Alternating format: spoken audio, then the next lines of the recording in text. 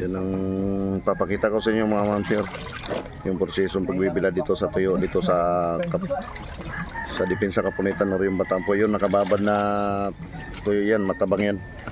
Tapos dito din inugas yung matabang para hindi maalat siya po. Yan, kaya sikat ito ang tuyong Bataan, masarap hindi maalat kasi inugasan ng matabang na tubig. Diyan nakababad, matabang din. Yan, matabang na tubig yan. Isang oras nakababad yan para pag binibilad hindi na maalat po. Yan. Tapos ihuhugas dito sa yan, para matanggal talaga yung alat nya. Yan, doon bali 3 banyera.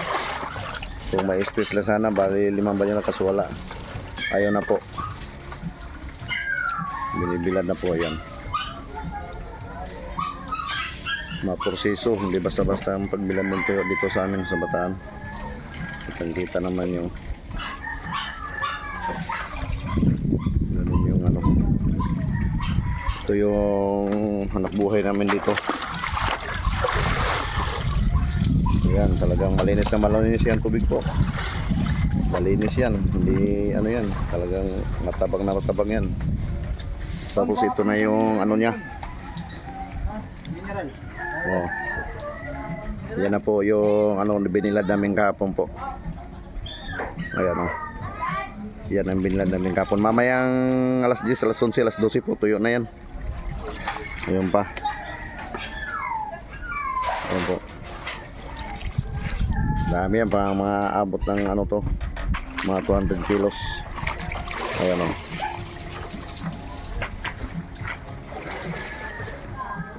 ayan po. Tapos yun, ilalim po dagat yung ilalim. Kaso pa lang, low tide ngayon, kaya walang tubig.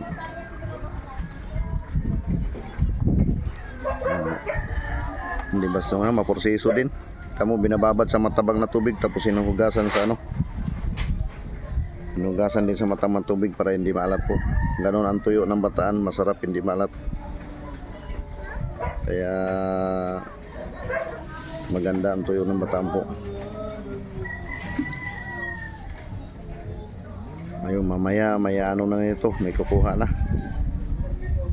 Nakabilad pa lang, pero may na po, mayroon nang kukuha. Ayun.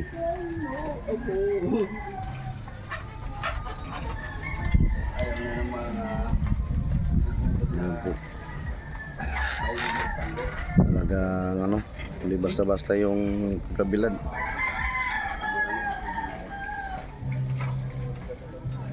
Ayun po. Isa-isa yan para hindi magkadikit-dikit.